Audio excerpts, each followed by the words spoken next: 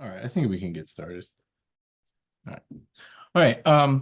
So first off, just a brief overview of what we're doing here. I'm going to call these Inside TPM, and we're going to start trying to have these conversations once a month or so, where I just sit down and talk with someone at TPM about what they've been working on, what they're doing, just all to give more of a behind the scenes look at what's going on at TPM, how things are made, provide some more depth on reporting and editing and how we're making decisions even as a business. So this is the first one of those. Obviously, the first guest had to be Josh Kovensky, coming off of the big Trump trial. I'm Joe Ragazzo. I'm publisher at TPM. In case anyone's not familiar with me, since I don't write or do anything like that. But first off, Josh, thanks for being here today. Thanks for having me, Joe.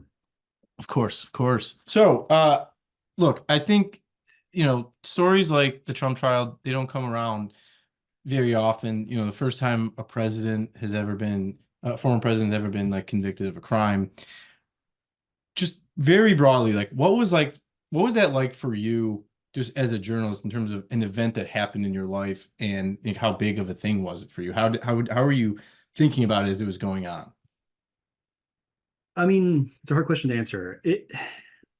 So like, Trump has been this figure in all of our lives, and in my life as a journalist since like 2016, basically, right? I mean, he first emerged on the scene in 2015. I didn't really start covering him until 2016, back when I was in Ukraine. So in some sense, like for me personally, it felt like a culmination of that because, I came into TPM at the end of 2018. I feel like basically at least every week or every month I've written at least something about Trump. Since then, both during his presidency, his response to COVID, the first impeachment, some of January 6th, and then everything kind of since then, all of the efforts to hold him accountable since he's been out of office. So in some sense, it did feel like yeah, like this like weird kind of culmination. But there was another thing that was going on with it, which was interesting. So you had like the entire national media, and like a huge portion of like the international kind of press corps that have offices in the US, just there in Lower Manhattan covering this trial.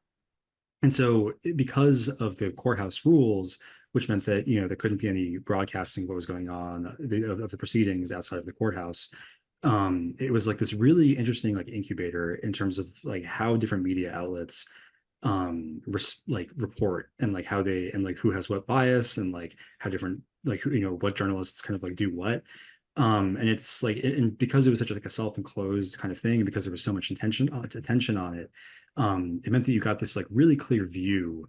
And this is like I'm kind of speaking right now as a journalist of just like how different outlets like operate, how they kind of contextualize information, who is, reporting on things that like, you see, because I was just sitting there watching everything that in a way that like might not necessarily be accurate, who's doing things that are more accurate. So that was also just like a really interesting feature of it, the idea that because it was just this common event that everybody was all like we all kind of were forced to look at the same thing. You got a really clear view of how different outlets like kind of like approach their jobs.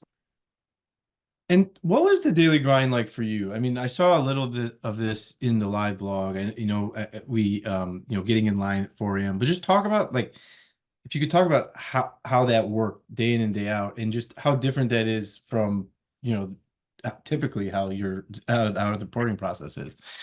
Yeah, so again, like one, so yeah, basically like the logistics of it were really difficult. We had to kind of cozy up first to the press office in the courthouse itself, kind of ingratiate ourselves with them, make sure they knew who we were, so that if ever it kind of if ever there was like an edge case on if we would get in or not, they would know who we were and get us in. Unfortunately, that work paid off and that helped us. But generally, as in terms of the day to day, we I had to show up at earliest probably 4:30 a.m., 5 a.m. The way that the courthouse is set up is it's this old like New Deal era building. A lot of the building hasn't really been like updated since then. Like they still have the original like 1940s like elevator tracker. It's all in this kind of cool Art Deco style, but the downside of it is that it's really dingy, and it just cannot hold that many people in one place. Partly because like they don't really have climate control, like it's either freezing in there or way too hot, and partly because it's just designed in this like really kind of cavernous way, and also the security concerns. So the way they set it up was that when we waited, we had to stand in this park that the cops kind of set up a line for across the street from the courthouse. And so every day you would show up like at the earliest 4:30 or 5, the latest probably 6:30 or 7, and just kind of stand there with other reporters and protesters and members of the public who were trying to get in to see the trial for a couple hours. We ended up kind of getting into this routine. Like certain protesters would show up at a certain time. Like this one woman kept showing up and she was like blowing a shofar and would then like take out a megaphone and like start like yelling like prayers, which was interesting. And then like around 8:30, the cops would kind of come by. They would count everybody in line. They would issue like a hall pass, basically. It was just this piece of like cardboard paper with the New York State court's insignia on it and like a stamped like date for that day. And then that's what would like guarantee you entry and exit throughout the day to the 15th floor of the building. Because the other thing they did is that once you got inside, there were two security checkpoints. So there was like an initial checkpoint to get into the building, and then you would take the elevator up to the 15th floor, where there was like another kind of more intense one, which seemed to be run kind of in coordination with the Secret Service. And so the entire floor of this courthouse was blocked off for the Trump trial. And it presented like ridiculous logistical issues for the courthouse because the problem was that whenever Trump was moving, not only were we locked down, like we had to just stay in place, but apparently the entire courthouse was locked down anytime he was in motion. And so there were a couple times where like early on and also later when things went badly for him, it felt like he would sort of vindictively like drag out the amount of time it took to leave. So like there's this one day, it must have been like late April, like I think it was either during opening arguments or jury selection, like very early on, where it took us like we were just like trapped in like this room for like an hour without access to bathrooms or food or water. And this is like a day that began like at 5 a.m. uh because he was just taking his time to like get out of the building. So there were like some weird kind of like quirks around that. The other just thing I'll say, just to give people more color on like what it was like, like I think they must have like hired the same contractor that does like the prisons to build like the bathrooms and stuff, because the way the sinks worked was like you basically the water was either scalding hot or freezing cold. But in order to make the water go, you basically had to like hold the faucet open. There was no like timer, like it wasn't like you pressed the button or something and it stayed, or you moved like a lever and it would like the water would keep coming. So you would like walk in and see some like like Anderson Cooper or some like national news, like some very famous like journalists sort of trying to like finagle their hands to like make sure the water came out with one and so they could like wash their hand with the other, which was like very funny. It was really annoying to deal with for like 6 weeks. Yeah. Yeah. So I remember you said at some point that it kind of like created a camaraderie with the other reporters because you're doing this daily grind. It's like kind of a shared experience. So, what was that like? I mean, I remember that feeling when I covered sports, early on. Like you kind of you're on the TPM team, but you're also like the press corps team on some level because you see the same people every day. So, what was that like? Yeah, I mean that was a really great part of it. And again, like it was like a weird like kind of like education in like the national media, like which like I feel like I almost like wanted to like just put people in like the line and have them spend a day like in the line and covering it, because you really got to know like the personalities of the different news organizations. Like for example, the big networks like NBC, ABC, they were each sending like dozens of people. And I think I overheard like one ABC person was telling me, or basically she was like, there was one day in which they had like more upwards of 20 people in the courthouse.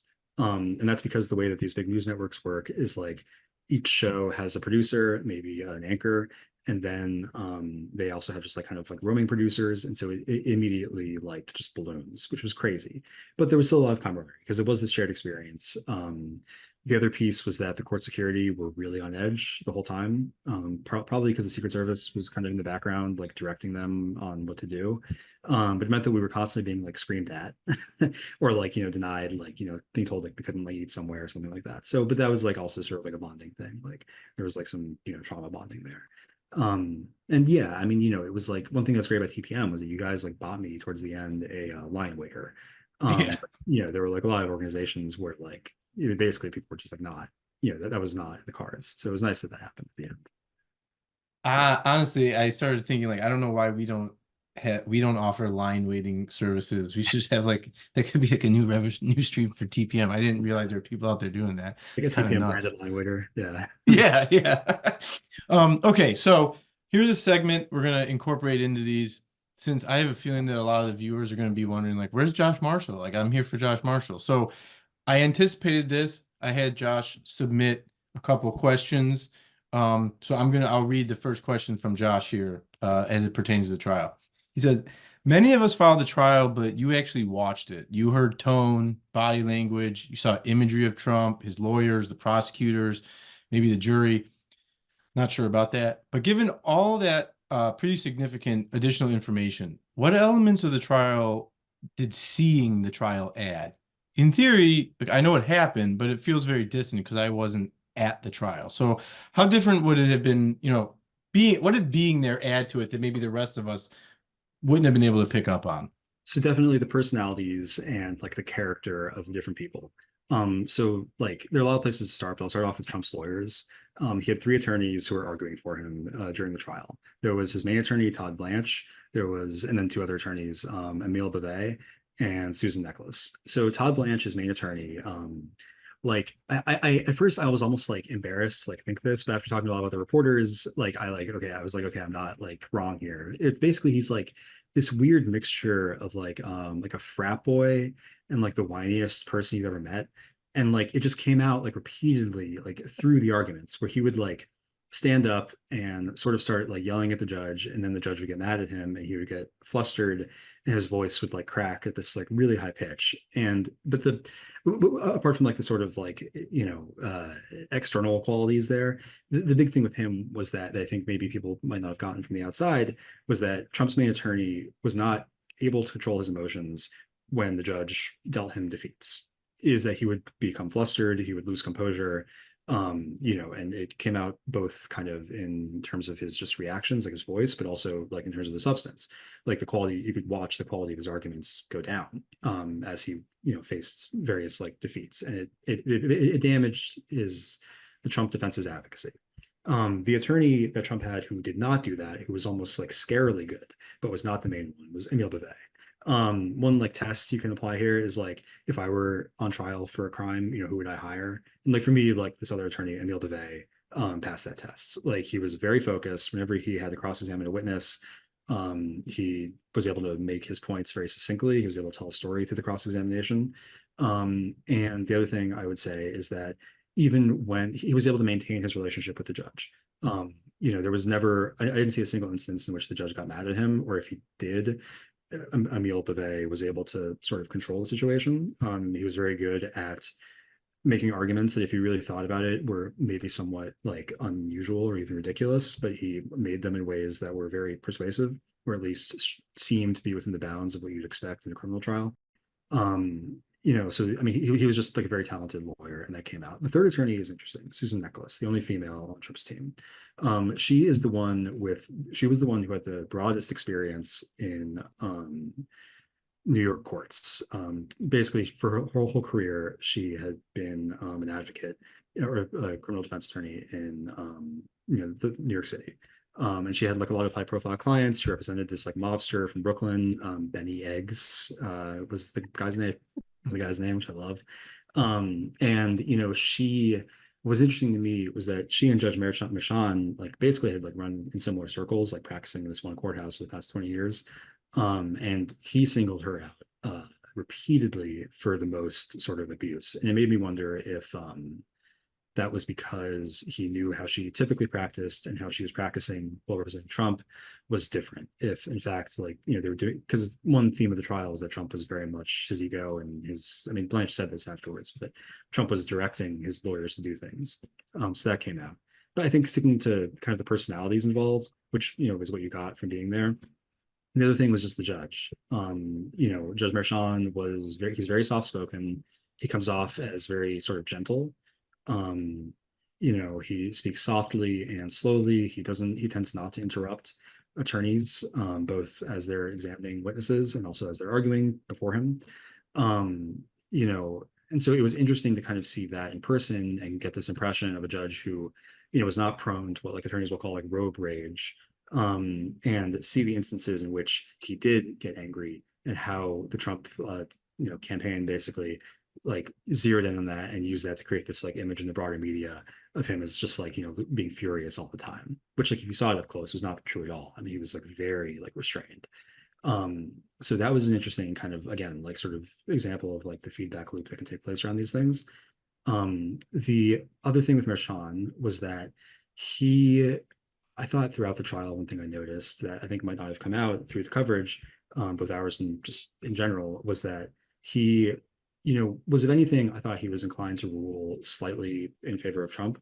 Like he was in some sense pro-defense. And that I think became more pronounced as the trial went on. Like, and I'm not talking about the ridiculous things where, Trump's attorneys would like halfway through move to dismiss the case.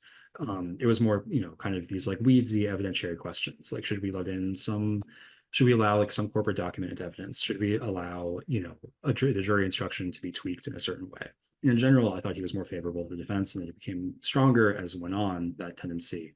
And I thought it's because he could sense that the Trump team was losing. Um, yeah. And the other thing I'll just add on the jury is I only saw them like once or twice, very briefly. And you really could not tell what, there was no tell other than that they were being diligent, like they were paying attention. It was rare that they were, I mean, I think anybody who's like sat through a trial or, had or done jury duty kind of understands that like these can often be very, very boring. There'll be whole days, especially in a white collar case, where you're not really getting any narrative testimony. All it is just like, I am the custodian for the Bank of America Corporation, and I am going to explain this financial record and this wire transfer and how it's stored and its relevance and how it works, right? And it's mind-numbing stuff, but it's important to establishing facts. But my understanding is that even on those days, the jurors were paying very close attention, which is an indication of, I think how seriously they took the case, but also the pressure that must have been on them. So, there's one more question from Josh Marshall, but as you were talking, I thought of something which was having now sat in on one Trump trial, and obviously we have these other these other trials looming, in various states of progress.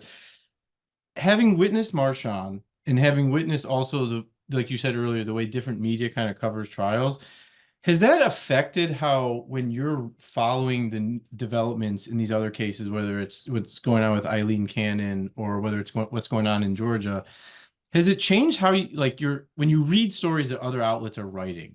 Has it affected like how you interpret them? Because you can kind of see what they're doing from your experience being in the courthouse. You can see differences in how they write about the judge versus what you witnessed yourself Yeah. about the judge. So how has like actually being there affected how you sort of interpret the coverage, I guess is my question, if at all. It makes me wonder what I'm missing way more, to be honest, especially in Florida, because in Florida, Judge Cannon, she restricts access to the proceedings. Like, journalists can be there, but there can't be any live coverage. It has to come afterwards after they leave the room.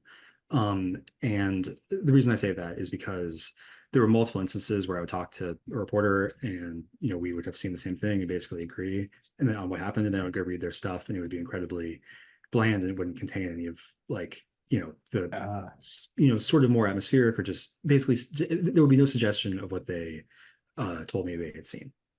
Gotcha. So it makes me wonder, like, yeah, I mean, just what, kind of, I mean, sometimes you can get it from certain outlets, but it makes me wonder like what's not being included. Yeah. Basically. Yeah. All right, here's Josh's second question. On balance, there seems to be an emerging consensus that Trump's lawyers simply didn't mount a good defense. Being super guilty probably constrains your options. But having watched the whole thing, do you agree with that? What rang most true to me, Josh Marshall is me here, is that they basically denied everything implicitly or explicitly, including many things that are obviously true, like the fact Trump and Stormy had a sexual encounter. Not surprisingly, lost the defense credibility related to this. They didn't seem to effectively drill on technical points that conceivably could have opened up reasonable doubt. Does this ring true to you, or is this just reading the quality of the lawyering back onto the trial because we know the outcome? I mean, it definitely rings true to me. I do think so. One thing I was wrong about is after closing arguments, before the verdict came down, I was sort of thinking that maybe the jury would acquit or hang on a few counts. Um, namely because there were some things around, Trump causing certain like invoices to be filed that I thought maybe hadn't been conclusively established. And if you were a juror trying to like really trying to find a way to like not convict him or you're nervous, then maybe that would be like there could be like a certain subset of counts that where you could acquit him on, or maybe the jury would hang on. That's not what happened, obviously. I was wrong. But it goes to Josh's question about whether or not, our view of the defense's handling of the case is kind of influenced by the outcome. It definitely is. I do think it was a huge mistake which Trump inflicted on, himself by demanding that his attorneys not concede that he had slept with Stormy Daniels. It was like very kind of obvious that it had happened. Just there was a lot of different testimony about it. There was just a lot of it just didn't really make sense if it didn't happen. None of it would have made sense. And so it, as Josh kind of said in the question, as a lot of people noted, it just immediately like nuked. It forced the Trump's attorneys to like nuke their own credibility. That was one thing. There were a couple other, you know, and I think so. I think before I move on, some of the smarter conservative commentators have pointed that out. And some of them were in the in the room, like they were in the courthouse, showing up every day to watch. Like Andy McCarthy was there, Trey Gowdy was there, which was weird. But these are right wing attorneys, or Trey, former congressman, former prosecutor. But it and like if you read what they said, like a number of them pointed this out that like Trump was kind of demanding that his attorneys deny these things that to protect his ego, which were not helpful for criminal defense. So that's one thing. I think that if you zoom out a little bit, it's true that like it's not clear like what could have helped, because I do think that by the end of it, the prosecutors had pretty conclusively proven the case. But like there were a lot of arguments that they kind of could have tried to make, but they didn't maybe put as much energy into. They spent a lot of time like putting Michael Cohen on defense, even when he wasn't testifying. Like they tried to make the whole case about Michael Cohen, and saying that his credibility issues meant that there basically couldn't really be any viable prosecution. And like at the end of the day, like they just didn't do a very good job of damaging his credibility. The prosecutors inoculated the jury against that by, like basically by introducing his credibility issues from the start and pointing out that even in spite of all those, he told a very consistent story. So yeah, I mean, I just don't like it's not clear to me what options they would have had. I mean, I think in a normal case, if this had been brought against somebody who wasn't like a president and famous, there could have been a settlement and it would have been a very different outcome. But obviously like that wasn't really an option for Trump, or it was, maybe it was, but he wasn't going to do that. Yeah, I mean, I think it's the only other thing I would say is that there were a couple of the other moments where his attorneys were clearly kind of, influenced by Trump. And I wrote about this, were when they would go out of their way to like compliment his golf game, or like that happened to Stormy Daniels, where at one point like one of his attorneys was like cross-examining her, and she was like asking her like how good is President Trump at golf, or like isn't it true that he was like the best at the tournament and that he was playing without any help, and to the point where the judge had to interrupt and be like, okay, like that's enough. But the jury sees all this, and so it's like Yeah. it couldn't have like helped like those kind of that Yeah. the credibility. Yeah. All right, I want to switch gears here just a little bit. And to the people in attendance, if you have more questions about the trial, please go ahead and drop them in. We'll get to questions, in a little bit. I want to talk just a little bit about someone who I feel like has a special tie to TPM, and that's your guy, Kenneth Chesebro. Okay. He's recently in the news again in Wisconsin. Can you just take us through like the arc of your relationship with Chesebro? Because I mean, if I remember, we had like you had the first really substantial interview with him, and if I remember, he was kind of seemed like this kind of I don't know if he's a nerd, but he just like really loves law and loves theorizing, and it Yeah. kind of seems like he just stumbled his way into all this trouble. So just talk a little bit about your first impressions of him and how that it's evolved over time. Yeah. So the reason we first got interested in Ken, there were a couple of reasons. The one was that his like kind of the fact of his existence and involvement in the Trump campaign first became known thanks to the New York Times. They published a couple of memos in 2022. that he had written for the Trump campaign in fall of 2020 after the election before the inauguration.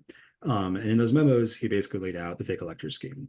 And so we were really interested in that because from our perspective, that was kind of the keystone of the Trump campaign's efforts to reverse its loss and basically steal the 2020 election. It was, without that, they wouldn't have been able, basically all the other plans required Congress having something to say, to kind of hold up and say, okay, in fact, this is the reason, like these are the votes for this, for like, this is how Trump wins Michigan, right? These are the electoral votes that we're accepting as legitimate, no matter how you got there. That was, the outcome that they needed in order to like affirm the result. And so, Chesbrough was the one who really developed it. So that's what made him interesting. What made him more interesting, and what, I think we were first on, was that he had a very bizarre profile for a Trump lawyer. If you look at the other attorneys who have worked for Trump, in general, they kind of fall into two buckets. Some of them are just like hardcore conservative movement people, Federalist Society, they went to like some great law school. And they're very much like paid up members of like the conservative establishment. Like they spent their whole careers working to advance right-wing goals. And this is just like another kind of step in that. The other kind of category are like, basically like wackos, people who are like just out there and serve a purpose for Trump, and maybe they believe in it, maybe they don't, who knows, but they just kind of like appear in his orbit and like fulfill various like tasks, and it's with unclear like what like ethical level of efficacy. What made Ken interesting was that he didn't fit into any of those buckets. He was a, his background was like in liberal sort of what he would call cause cases. What struck me was that he was a assistant for a long time to Larry Tribe, who was a big liberal kind of constitutional law scholar at Harvard Law. He worked with Tribe on litigating a number of like issues. I think there was one against the smoking industry, against the cigarette companies, like a lot of just like sort of like almost like do-gooder cases. And he was also handling this at like a very high level. Like he, Ken himself went to Harvard Law. He was like in this class of like assistants to Larry Tribe that included Elena Kagan and Jeffrey Toobin. I think there was another like high-flying attorney. So he was like very much in this like he started off his career at least in this like incredibly rarefied world of elite appellate attorneys. And you then, and he made it in. Like, I mean, he was arguing cases at like a very high level, and he was working on these cases. And then you fast forward 25 years, and there he is like with the Trump campaign. So it's like what happened in between. And so that was that was the initial kind of like, germ of our interest. And he, to my kind of surprise at the time, actually engaged and was willing to sit down and talk to us. That was partly because I had spoken to Larry Tribe, his former mentor, and he had like Larry Tribe was really trying to distance himself from Ken. So he had said a bunch of like basically negative things about Ken Chesbrough, which then sort of forced Ken to have to respond in some regard. That was part of it. And part of it was that, as we later learned, Ken Chesbrough was also a prolific blogger who himself actually likes TPM, which is like a funny detail. And so like when we reached out, he was like, oh, like I know TPM. So there was that. When I met him, he had made a lot of money off of Bitcoin. And so he had spent that money on a very expensive apartment overlooking Central Park. It was like in Midtown Manhattan, right on Central Park South. It's the kind of thing you buy for like a billionaire. And so we had this like really weird series of meetings where like I would like go to like the Starbucks there or like hang out in Central Park, and we would just like talk. And that eventually morphed into an interview. My impression of him was that he was like, I mean, he was kind of an odd mixture of things. Like he's very intelligent. He has a real knowledge of, law and the history of law that I think very few people in the country or in the legal profession actually have. But he seemed to sort of lack a sense of proportion that would typically moor someone to reality. So like my impression from talking to him was he genuinely did not think there was a reason he could be investigated or prosecuted. Like I maybe I was misled, but like I think my guess is that if he had thought that he was going to be facing prosecution in a year or two, he wouldn't have given an interview to a journalist. But he genuinely thought that he was just, as he told me, acting as an attorney and coming up with options for the Trump campaign, and there was nothing more to what he was doing. He didn't seem to understand this basic point that like, there has to be a legitimate reason you are acting as a lawyer. Like it has to be an actual conflict. You can't just like make up a bunch of claims about voter fraud and then do whatever it takes to like affect the result that would happen had those maybe been real. He just didn't seem to kind of understand that. So it was complicated, but I think like the most important things about my impression were that he was, in some sense, he was a true believer. Like he didn't quite, I think, get like the gravity of the situation he was in. And is he like, you mentioned that he's different than a lot of people in the Trump orbit, in sort of, I don't know, just like his aloofness and everything. I'm curious, TPM, we cover such a constellation of extremists and strange folks who find themselves in political situations. Is he different from them as well? Like, was he like an unusual character just in general, like separate from Trump, just like in all the people we've covered who are strange for whatever reason, did he still kind of stand out in the way he went about his business? Well, I think what stands out about him is that he didn't go the normal route to get into this environment, which I think ended up making him even more useful to Trump people. So, like a lot of Mhm. the really like high flying conservative attorneys, they spent their lives in this world, right? Mhm. So they all know each other. But Ken, he did know some people, but he didn't like he. It wasn't like he had spent his whole life like litigating conservative causes and was like a known kind of quantity to everybody. He kind of came out of nowhere. Um, both to the Trump campaign, I think, and to the rest of the world. So that I think makes him unique, and it Mhm. ended up making him useful to the right in that he, I think, in some sense, when he has talked when he's been cooperating with prosecutors to avoid being charged, and one argument he's made was that in some sense he was manipulated and eventually thrown under the bus by the Trump campaign. And I kind of think like he actually has a point there. Like, because of Mhm. the lack of proportion I was talking about earlier, the lack of kind of just grounding and understanding like what's real and what's not and where you are in reality, and Mhm. and thinking that you can just nerd out about legal issues and it's not going to have an effect on the world. Um, he didn't also, I think, completely get like the vulnerability that he was putting himself in. That was my impression. That Gotcha. being said, it's not to absolve him of anything, and it's also not to point out that like not to forget that he is a true believer in other sense. Like he did clearly like you know one thing that our reporting found later on was that he was like running this like anonymous Twitter account slash blog called Badger Pundit. He basically spent the entire 2010s like posting like it was almost in some ways like a right wing. It was almost like a right wing version of like TPM, like a weird thing where he would like where TPM sort of was once, where he would like watch like a bunch of like news clips and be like, this Democrat's something stupid. But then he would also like have all this like commentary about like it was like misogynistic, racist like stuff. Mhm. So I mean, he spent like years doing that, like in his spare time. Um, so and obviously, on January 6th itself, he was like outside the Capitol, like filming Alex Jones. So like, I'm not trying to excuse him. Like clearly, he like is like a real believer in a lot of this stuff. But at the same time, like I think it's possible to both have those political beliefs as he does, um, and not necessarily understand like the full like exactly like what the consequences of your actions might be. Mhm. So obviously, I think just switching gears here again, everyone that like follows TPM closely, these members they followed coverage of Ukraine and everything that was going on with Trump and Ukraine over the years. But I'm not sure how they know your relationship to Ukraine and having worked there before coming to TPM. So just could you just run through sort of your time there and your relation and how you've told me you still know reporters over there and you still know people over there. So talk about your relationship to Ukraine, separate from your reporting for TPM. Sure. So I moved to Ukraine at the very beginning of 2016. I was working in DC out of college at a legal publication. We were covering like federal white collar law enforcement and the DOJ. And I kind of hated it. I mean, I didn't like my job. But I did speak Russian and I had this interest in traveling and being there. So I quit my job and I moved to Ukraine and I got hired at a English language publication there called the Kiev Post. It's now become the Kiev Independent. But when I was there, it was the Kiev Post. And so it was like a really interesting time to be there. I was there from 2016 to the end of 2018, so a little less than 3 years.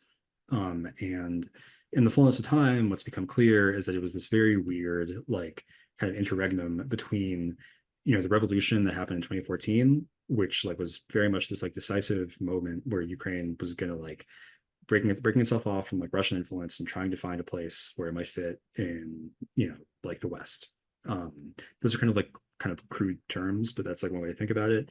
And then in 2022, you have the invasion. So like the big kind of issues of like kind of issues that were dominating Ukraine when I was there had to do with like what was the country going to do to defend itself against further invasion from Russia, and how was it going to like integrate itself into the European Union and maybe NATO.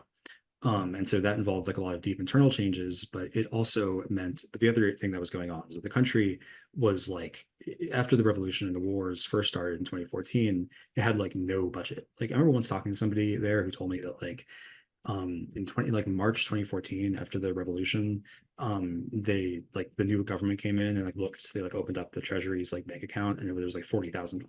Like there was like nothing. Like like they had like no money to pay people. Like they were dependent on Western finance and Western financial aid. So it gave the America a huge amount of leverage in terms of how to shape the country's politics and policy towards its own citizens.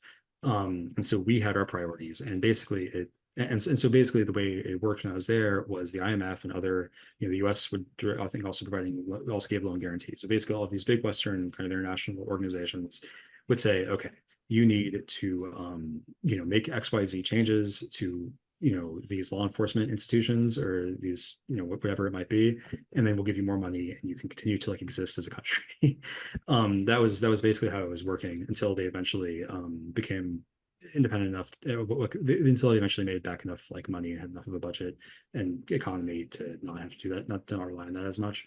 But it also, because they were in this sort of like position of like a supplicant, it meant that American politics became incredibly important to Ukraine, and not just to Ukraine but to Russia, because the aim of Russia was to find a way to control Ukraine, as it continues to be, right? Like people talk about like Russian like advances on the ground in the war, but at the end of the day, like whether or not they take like another town or city in the country's east or the south doesn't really matter so much as like the ultimate goal of Moscow, which is to control Ukraine. So at the time, though, it meant that for Russia, because Ukraine was very much like in this like supplicant position towards the US, they had to find a way, like to solve the Ukraine problem. It meant they had to go through Washington.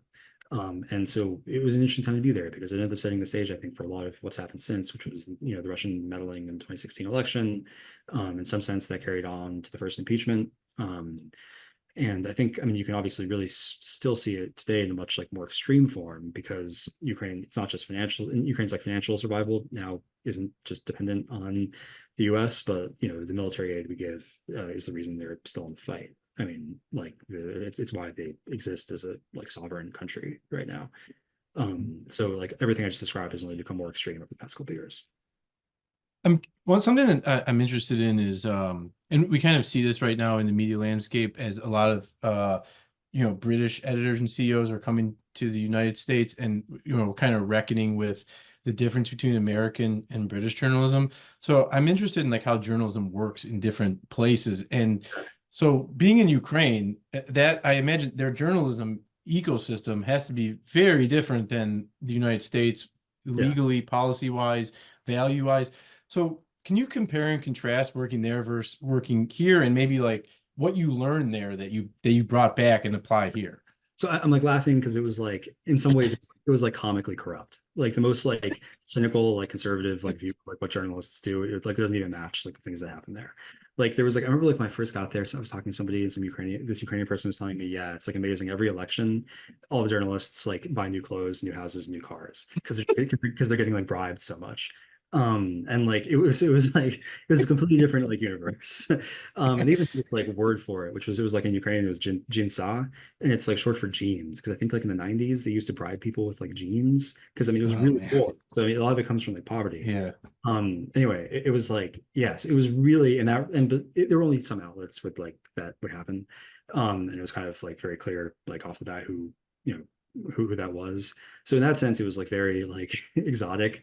And it was just like I mean you would meet it was like always a battle. Like for example, everybody wanted to be able to basically edit your article before you published it. And so like it Mhm. was exhausting because you had to like just like constantly argue with people and be like, no, like you can't like I'm not gonna like send this to you for review before we like publish the story. So Mhm. there's that. It's just like a very different like mindset. That being said, that's like kind of one big section of their sort of journalism like marketplace. The other thing I'll add is that it was very much like, US Gilded Age situation where like all the big media outlets were controlled by oligarchs who had their own sort of related interests in various political parties. So it was like, they were the oligarchs were the ones who were like setting the agenda. And some of them, like a couple of the media oligarchs in Ukraine, like when the invasion happened in 2022, like immediately revealed themselves to be Russian agents. Like a couple of them like fled the country. And yeah, so I mean it was just like a really chaotic environment. But you also had people who were not like that and who were incredibly like civically minded. They were young Ukrainians who were really devoted to the kind of highest ideals of what you think of with like journalism and investigative reporting. Like they wanted to like uncover corruption, sometimes like to with a level of earnestness that was like like intense. And like I mean, they had journalists like die. I mean, there's a famous story about one guy, Georgy Gangadze, who's a Ukrainian journalist who like around 20 years ago, they found him beheaded in like a forest Mhm. outside because he pissed off like the president at that time and some of the people around him. So there's that history there too. Like a lot of people who really really care about the country and think journalism is like a tool to achieve that. It really gave me like an understanding though that like I think when I went in, I had this idea of corruption as like a bad thing you do. Like it's just like a crime. But I remember once I like had this interview with an oligarch and like it was like really like it was like in some ways like a terrifying experience. Like I went with this photographer from the paper I was working at, and we like I was like really like green. Like I didn't organize this in the right way. So I made a mistake, which was I agreed to use their transportation to take me to the interview. And their transportation was they picked us up outside our office. We drove to another point in Kiev. They moved us to another car and they drove us somewhere else and they moved us to another car. And that car was driven by this guy, like it was this like dingy sedan driven by this guy in a tracksuit. And he took us at like, it must have been like 90 or 100 miles an hour on a highway outside of Kyiv to like this like logistics warehouse. And then like we go into the warehouse and there's the oligarch. But it was like really like I think they were trying to intimidate us and it like worked. It was like terrifying. But I was like asking him all, but I was interested in him because he'd like owned this like bank chain that had like gone under and he had like embezzled a bunch of money from it. And like it was related to like what I was saying earlier about like the US trying to impose these conditions on Ukraine. Like the US was trying to create like a clean financial sector with the idea being that like this would help the country develop like in a clean and like non-corrupt way. And this guy was like a corrupt banker. It was like in the way. And so anyway, so I was asking all these like questions, and like I kind of realized from his responses, it was like we were like speaking a different language. Like it was like to him, like the corruption, like the idea that like corruption was something wrong was like completely foreign. In fact, it was just like it was like a means of like power, right? It was just Mhm. like diverting resources. Like yeah, it's like he gets some, but like some politicians get some other people get some. Like it was like it like really like changed my understanding of how all this works. That like it wasn't like, oh, I'm going to be greedy and like commit a crime. Like yeah, that's going on, but it's like it's much more like, okay, this is like how we are, like it's almost like how we're like adjudicating like status, and like that's more what it was. And so that was like a really Mhm. thing. It made me think about it's like when you see like the scandals around Trump, it made me think about it like in a similar way, where it's like it's like it's not just that he's like like grifting and making a bunch of money, like that's part of it, but there's also this other element of like it's like who is like who is taking the bribes, who's getting them. Like it's like it's almost like it's like a weird way of like allocating resources in which like it's not done by some sort of like merit-based system or democratic consent, but it's just like one guy somewhere gets to just say, okay, this is where they go. So that Mhm. Mhm. changed my view of how, yeah, I guess like politics and the corruption work. Gotcha. All right. So we got about, 15 minutes here. So we have a handful of questions from the audience. So let's get into these. First one, I think will be a yes, no. Did you experience any evidence of Trump's flatulence during the trial? No, I think that was fake news, unfortunately. Okay. I was in the courtroom that day, not in the overflow, the day when that came out, so I can like testify directly to whether or not that was happening. And I did not, I didn't smell anything. I think like I will say he just looks so much more disheveled in person than you would think. Like he really you can like see the makeup is like caked on. His physical, his tie is sort of like poorly done. Like he just is not like, I mean, he just doesn't look good. Which is but he does look good for on TV, which is interesting. Like it's like it's like this look that like is like made for like the cameras, but like That's um, interesting. yeah, right. So that was what really struck me. Yeah, but I didn't smell it farting. I Okay. couldn't pick it up. Is all right. So, is there anything in the judge's past decisions that gives any window into how he will sentence Trump? Or asked another way, have you heard have you heard a persuasive conjecture of what the sentence will be? That's a good question. I tend not to think that Merchan, I don't Merchan's not known as like a tough sentencer. Like he's not known as like a hanging judge. And this is a white collar case, and Trump is, it's not a violent case. He has a clean record. Like he's not like this is his first criminal offense. And so even though he does face like on paper like a big, potentially big sentence, like Merchan does have a lot of leeway, I think that it's incredibly unlikely that he will get jail time. I think it'll probably be a big fine. It'll probably be probation. But if I had to bet on what the sentence will be, that is where it will be. The other kind of thing in play here is the gag order. And so if you remember at the beginning of the trial, Merchan held Trump in contempt, I think on 10 or 11, I think it was a total of 10, for 10 separate violations of the gag order. And Hmm. Merchan can take that into consideration in deciding the sentence, the fact that, Trump was openly contemptuous. But I one thing that dominated the trial and Merchan's conduct was this question of how do you apply the typical, processes of a criminal trial to somebody who was a former president, potentially a future president, and the front runner, like basically the presumed candidate for one of the two major parties, right? And there's no easy way around that. Like there's no good answer. But what Merchan seemed to do was just give a lot of deference to Trump and essentially, not really treat him in the same way other defendants would have been treated. Like if I were on trial and I kept like, doing things that came very close to like threatening jurors or like definitely outrightly threatening witnesses, like I'd be in jail, right? I mean, that's just Yeah. what they would do. They didn't do that to Trump. And I kind of think that that will extend through the sentencing. Like I doubt that they will put him behind bars. I think it'll be a steep fine, and probation. But I really would be surprised if he got put to jail for this. Gotcha. Okay, so this last one here, and folks, you could, we've got 10 more minutes, so if you have more questions, send them in. I wasn't familiar with this, but maybe you are. Why was Trump allowed to decline to provide his probation officer with a urine sample for a drug test? It's a good question. I guess I actually don't have a good answer to that. What I can just say is, at every stage throughout the New York case, they have waived a lot of anything that's like remotely undignified. They have waived. So at the very beginning, if you recall, the only case in which he had to do a mugshot was the Georgia case. They didn't require it. Hmm. Anything that would kind of be seen to be reducing him beyond just like what's absolutely necessary uh, is waived. I think the question I would have in response to that question is, you know, is that mandatory for all defendants, or do they tend to waive it in white collar cases? It wouldn't surprise me if the courts tended to just not look that closely at that issue for white collar defendants. And obviously it's different from like a violent crime related issue. But yeah, I don't have a good answer. Gotcha. Okay, just a couple like fun questions before we wrap up here. Are you reading any good books right now?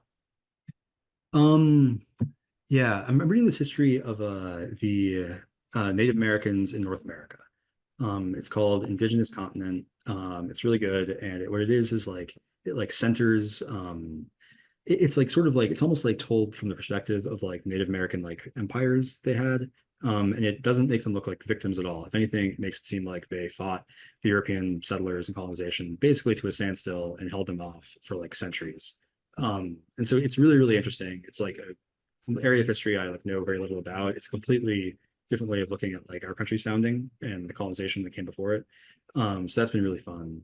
And it also like it's crazy. Like I kind of knew this, but I didn't. But it just that like there were huge parts of the country that like Native American tribes like governed and controlled until like the late 19th century.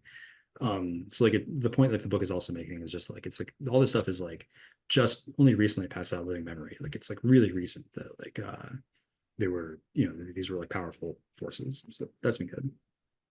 Cool. Any shows you're watching, movies you've seen, anything to recommend or that you're into right now?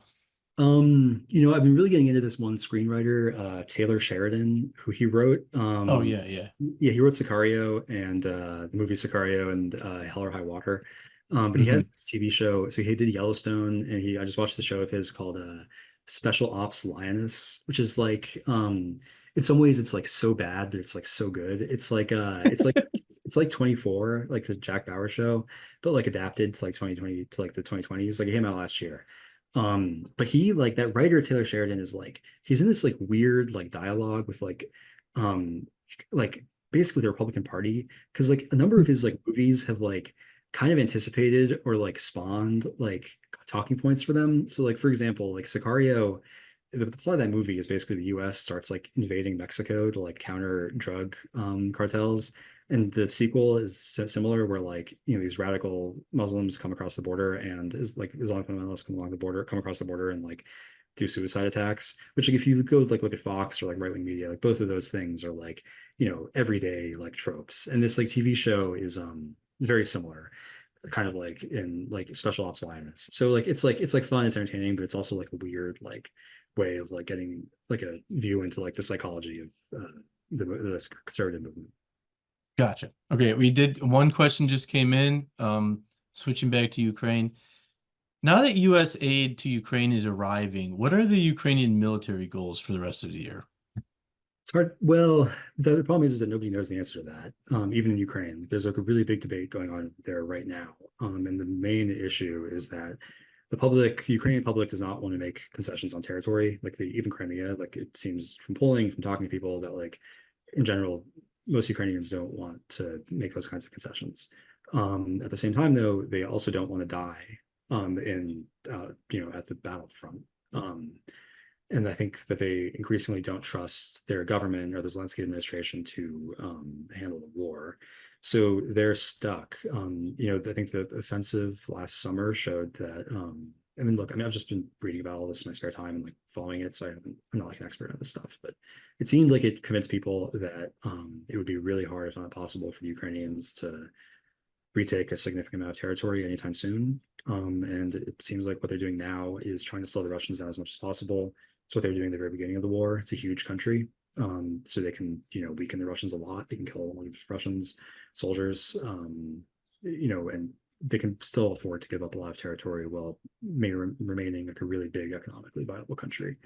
So that seems to be like kind of de facto what they're doing. But yeah, I mean, it's like there's no. I mean, even in the U.S., like the Biden administration, it's like I'm glad we're supporting them. They haven't articulated um like what the kind of strategy is, like what's the end game, and like the if you like listen to like what like the people, some of the experts on this who are like are really have been following this since day one, say is that it's like a war of attrition, and basically the Ukrainians just have to play the defense and kill as many Russian soldiers as they can until the Russians lose the will to keep pushing forward or the ability. But that it's going to take like a long time, like a lot of devastation to do that. So it's not like looking good. Is Kirch Bridge still a target? You know? Yeah, every week or so now they almost blow it up. It seems like the Ukrainians like launch like drones at it or missiles. And the Russians have to shut it down. Like I was watching like a video last week of I don't know, it was weird. The Ukrainians like are really good at these like basically like PR propaganda operations, but they I guess somehow took a video from the bridge because the video was a car driving on the bridge, and then next to it there's also a train portion of the bridge, and it was just like this train that was loaded full of like explosives. And it was just this like guy driving a car like video, which is sort of like a threat, right? But yeah, I don't know. They clearly like would like to, but it doesn't seem like they have been able to pull that off. All right. Well, I feel like that's a good place to leave it. So unless you have, anything else you wanted to say or put out there about anything? Yeah, thanks. I appreciate it. I'm glad we did this. Good, good. Thank you so much for doing this, Josh. Really appreciate it. Thanks to everybody who joined and was with us and asked questions. Really appreciate it. So, and also if you're here, it means you're an inside member. So thank you for being an inside member. appreciate that too, and appreciate all of our members and readers and listeners and everyone who supports TPM in any way. So, Josh, thanks again. Thanks. Do this again soon.